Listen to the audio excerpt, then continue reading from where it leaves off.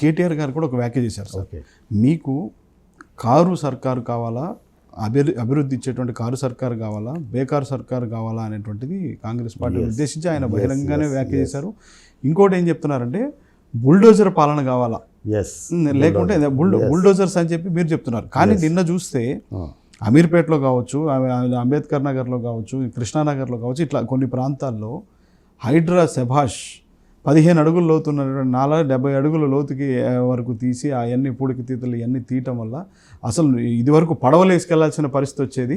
కానీ ఇప్పుడు అలాంటి పరిస్థితి లేదు, ప్రశాంతంగా ఉంది. థ్యాంక్స్ టు హైడ్రా అంటూ కూడా ర్యాలీలు చేశారు సార్ నిన్న. ఇదంతా మ్యానిపులేటింగ్. ఇదంతా మీకు తెలుసు కదా, హైడ్రాది ఏ విధంగా మొత్తం విధ్వంసం సృష్టించిందో. మొత్తం ధ్వంసం, అసలు నోటీసులు ఇవ్వకుండా మంచి రోడ్లపైన తీసుకొచ్చి వాళ్ళ వస్తువులు వేసి కొన్ని టీవీలలో చూస్తే పిల్లల బుక్కులు కూడా తీయనీయకుండా. అంటే నేనేమంటున్నా, హైడ్రా దాడి చేసిన ఒక సెకండ్, హైడ్రా ఇప్పుడు సీఎం గారు అన్న దగ్గరకు పోదు, పొంగులేటి గారి దగ్గర పోదు. అంటే వాళ్ళకి హైడ్రా చాలా మంచిది, వాళ్ళు తీసిరేమో ర్యాలీలు. కానీ ఈ బడుగు బలహీన వర్గాలు బీద వాళ్ళ దగ్గరికి హైడ్రాకి వెళ్ళి ఇటువంటి వాళ్ళని బొమ్మనని తరిమి కొడతారు ఆ ర్యాలీ తీసిన వాళ్ళని. మొత్తం విధ్వంసం అయిపోయింది. వాళ్ళు నీడ లేకుండా చేసింది హైడ్రా. హైడ్రా మీద చర్చ పెట్టమనండి, గవర్నమెంట్కి దమ్ముంటే పిలిపిమనండి, అందరినీ అన్ని వర్గాల వారిని పిలిపించి చర్చ పెట్టండి. మాట్లాడరు. ఎవరో 2-3 దానికి కొంచెం మంది జన సమీకరణ చేసి ఎలక్షన్ టైంలో ఇవన్నీ వీళ్ళకి ఎలాగైతే మంత్రి పదవులు బీసీల నాటకాలు ఆడుతున్నారో సేమ్ అదే హైడ్రా మీద బీఆర్ఎస్ ఫోకస్ చేసింది. కాబట్టి హైడ్రా మంచి పని చేస్తుంది, అది చేస్తుంది, ఇది చేస్తుందని ఇదంతా తీసుకొచ్చి ఒక లేనిపోని అభూత కల్పన, దీన్ని సైడ్ ట్రాక్ చేయాలనే ఉద్దేశంతో ఈ ర్యాలీలు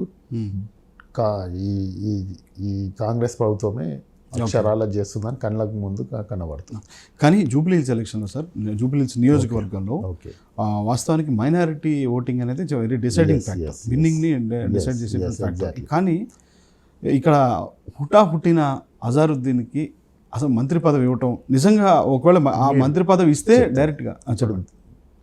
రేవంత్ రెడ్డి గారికి అర్థమైపోయింది, ఈ ఎంఐఎం కలుపుకొని ఎలక్షన్స్ పోయినా కూడా మంత్రి పదవి మైనార్టీలకు ఇసేగా నాకు తిరుగు ఉండదు, నా సీటుకు డోకా ఉండదు.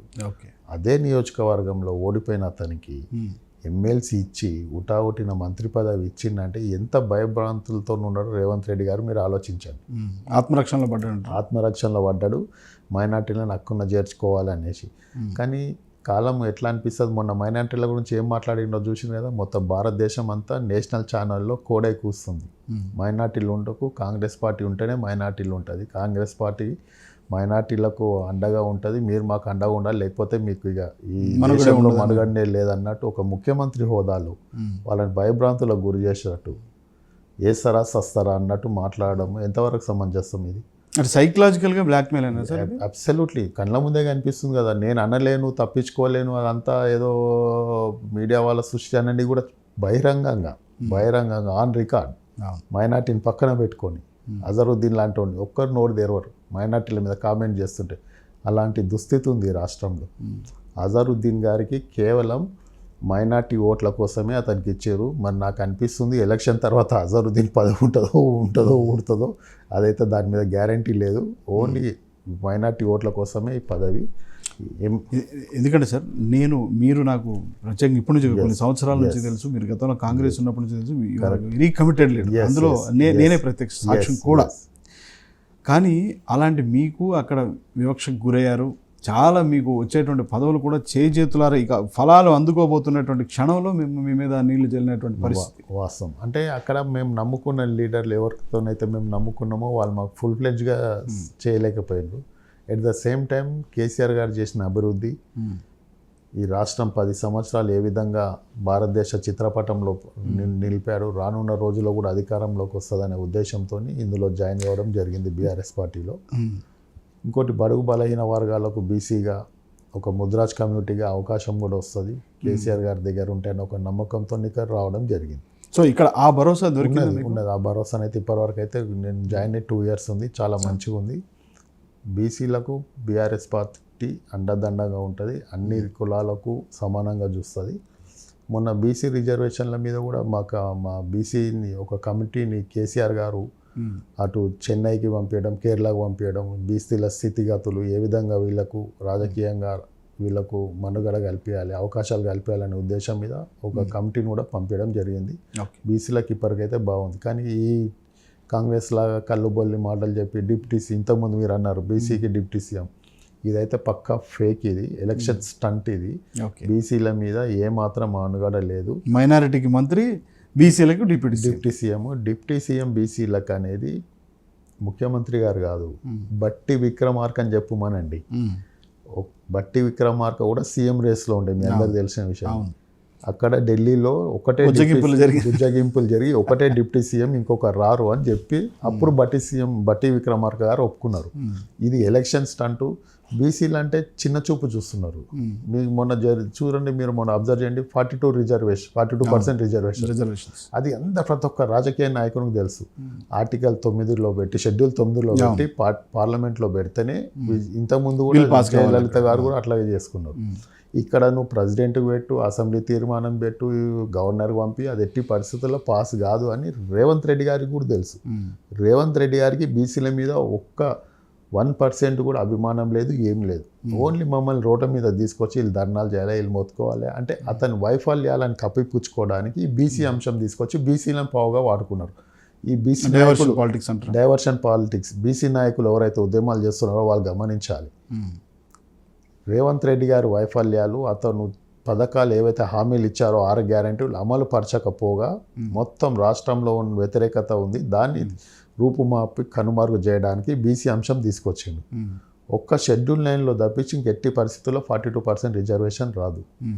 దాన్ని ముందు పెట్టేసి మీరు ఒక చిన్నది కులగన చేశారు. ఎవరిని పెట్టారండి కులగన కమిటీలో? జానారెడ్డి, ఉత్తమ్ రెడ్డి. ఏ విధంగా న్యాయం జరుగుతుంది? 54% ఉన్న బీసీలని 42-44% చూపించి ఇంకా మైనార్టీలు. ఉత్తమ్ కుమార్ రెడ్డి గారికి మీరంటే ఇప్పటికీ ప్రేమే. ఉత్తమ్ కుమార్ రెడ్డి గారితో కలిసి నిజమైనటువంటి గుడ్ లీడర్గా మిమ్మల్ని గ్రహిస్తారు. చూసినాం. నాకు కూడా వ్యక్తిగతంగా ఏం లేదు, ఉత్తమ్ కుమార్ రెడ్డి గారు అంటే అభిమానమే. నిన్న వస్తే కూడా రిసీవ్ చేసుకున్నాము. హరీష్ రావు గారి ఫాదర్ వస్తే రిసీవ్ చేసుకున్నాము. నేను చెప్తున్నా, బీసీలకు మాత్రము ఈ కాంగ్రెస్ పార్టీ వాడుకొని వదిలేస్తుంది. దాంట్లో భాగమే ఈ మహేష్ గౌడ్ అనే అతన్ని తీసుకొచ్చి బీసీ డిప్యూటీ ముఖ్యమంత్రిని చేస్తున్నామని ఒక కల్లోబల్లి మొదలు. మహేష్ గౌడ్ గారి కన్నా ఉండాలంటే బీసీగా ఉండి ఏ రోజు కూడా బీసీల పక్షాన నిలవరు. రేవంత్ రెడ్డి గారి ఇంట్లో గుమస్తా కంటే ఘోరం ఉంది మహేష్ గారి బతుకు. పార్టీలో మహేష్ గారి బిహేవియర్. నువ్వు ఒక పార్టీ అధ్యక్షుడు, నువ్వు పార్టీ వ్యవహారాలు చూసుకోవాలి. National party. ఎస్. తెలంగాణ నువ్వు పిసిసి అధ్యక్షుడు.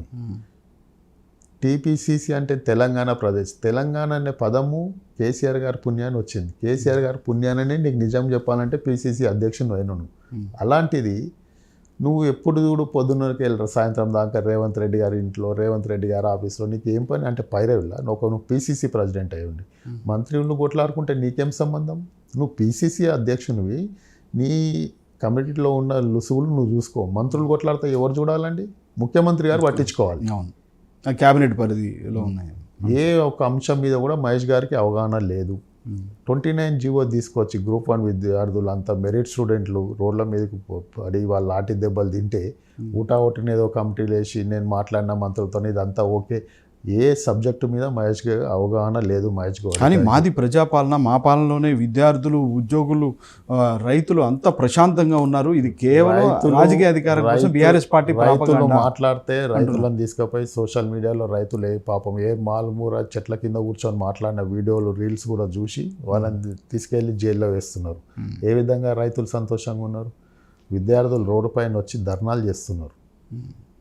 గ్రూప్ 1 విషయంలో ఇష్టం వచ్చినట్టు వీపులు బలగొట్టినావు ఇంద్రపార్క్. ఏ విధంగా వాళ్ళు ఉన్నారు?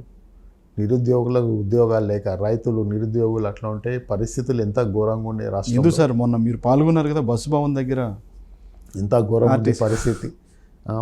చెప్పుకోలేక వాళ్ళని ఎత్తి కొట్టుకుంటారు. మేము నమ్మి ఈ ప్రభుత్వాన్ని గెలిపించినాము, ఇంత ఘోరం ఉంటుందని మేము కళలు కూడా ఊహించలేదు. ఆ ఇచ్చిన ఉద్యోగాలు కూడా తేజ గారు, హరీష్ రావు గారు అప్పుడు నోటిఫికేషన్, ఎలక్షన్ కోడ్ నోటిఫికేషన్ వచ్చిందని అయిపోయింది. లేకపోతే నియామక పత్రాలు ఇవ్వలేదు. అంతా ఎగ్జామ్ పెట్టి పాస్ అయిన వాళ్ళందరికీ ఏదో సామెత అంటే పక్క తెలంగాణ లాంగ్వేజ్లో చెప్పాలంటే ఎవరికో పుట్టిన పిల్లలకు తండ్రి నేను అన్నట్టున్నది ఈ పరిపాలన. అసలు చేసింది గీసింది అంతా టీఆర్ఎస్ ప్రభుత్వమే. వీళ్ళు వచ్చి సర్టిఫికేట్ ఇచ్చి నేను ఇచ్చిన అంటే ప్రజలంతా పిచ్చోళ్ళ.